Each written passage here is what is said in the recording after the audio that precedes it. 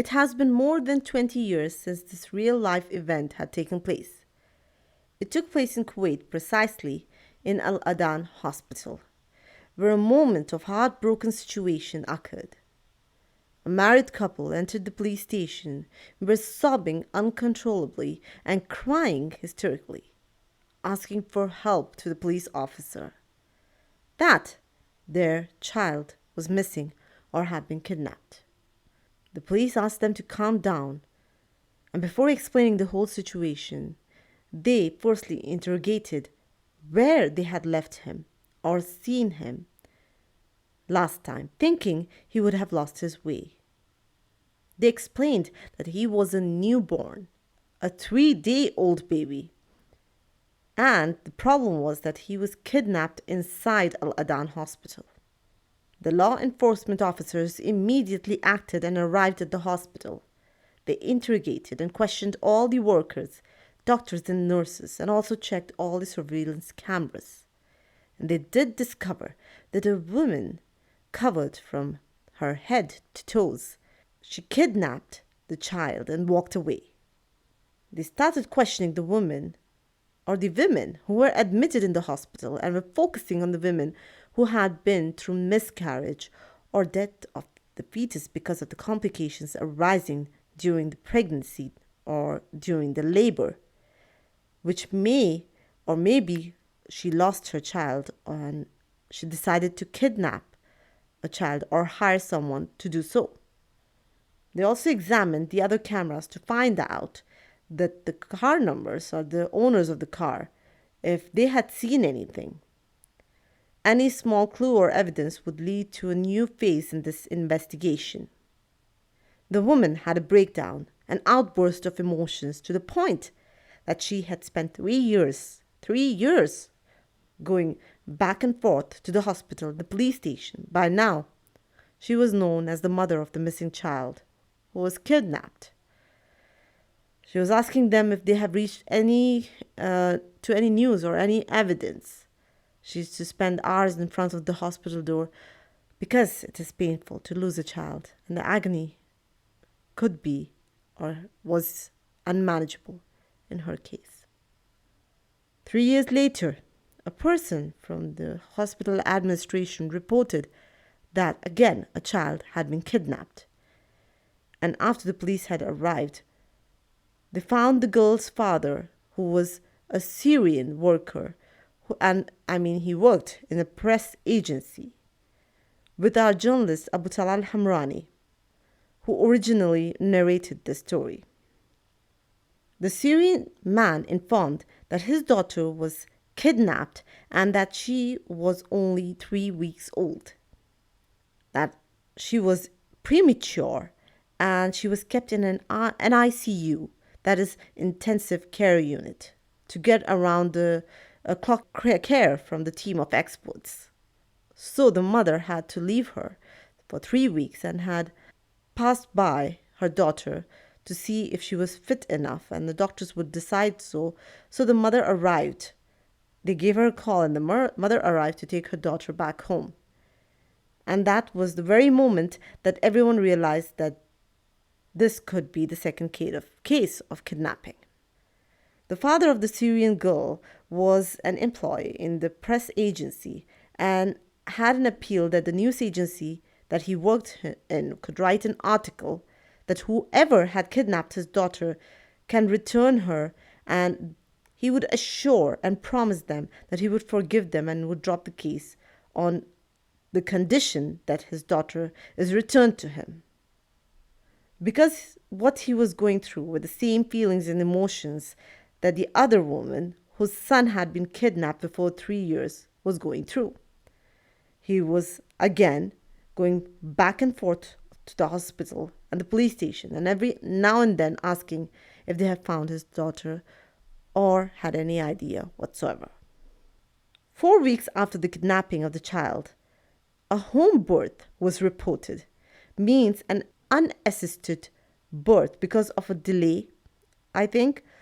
So therefore, the medical staff and emergencies had to attend to make sure if the woman and the newborn were needed to be taken to the hospital or needed more of the medical attention. So the medical staff had arrived and they examined her and her newborn. I mean, they had to examine her and her newborn. And one of the nurses took notice of the infant here. She told that she must examine the child. The mother was hesitant, but they insisted on examining her, asking her, and because they had to provide her with the birth certificate and other official papers. So the mother had to agree to do so. One of the nurses here noticed that it was impossible that this woman had given birth a day before because the baby here, the girl, was 3 to 4 weeks old, and the mother had wrapped her in such a way so that her features wouldn't appear that how old she is. The nurse did not speak at the time but took the procedures and examined the girl. She went to the hospital, informed them of the matter, and informed them that she doubted that something was seriously wrong. It seemed that she was a much healthier looking infant to be a newborn. Therefore, they decided to give the mother a call and asked her to come to the hospital. So they gave her a call and told her that they were suspicious of the girl's health and and that she must bring her to the observation room in order to examine her, and they informed the investigators about the matter. When the mother came, they immediately arrested her and told her that the girl was the same girl who had been kidnapped from Al Adan Hospital. And when they confronted her with the matter, she admitted after investigation and pressure that she was the one to kidnap her. She told them that she entered Al Adan Hospital and said that she was the girl's mother, the baby's mother, and that she wanted to see her. But because of negligence, she took the girl and went, and no one suspected the matter because they believed that she was the girl's mother and she was here to take her back. She informed that she already had a son and now she had to kidnap a daughter because she wanted to have one. They asked her how could she conceive the child. She mentioned that she was infertile, but she said that I had a baby through IVF procedure. After further tests, which the doctors have done, they found out that she was infertile and no way she could conceive even if it was through IVF procedure. They remembered the case of the child who had been kidnapped 2 years ago. So they called the parents of the missing child, who was missing, I would say, before 3 years, and they examined the parents and the child, and it turned out that the examination was consistent, and the boy who was kidnapped was the boy they had found, and informed his mother, and she was extremely happy and delighted and couldn't believe. The children were returned to their families, and the first child who was kidnapped was undetermined nationality, means he has no nationality, and the kidnapper was Kuwaiti. And the second was also returned to her parents, Syrian, who was of Syrian nationality.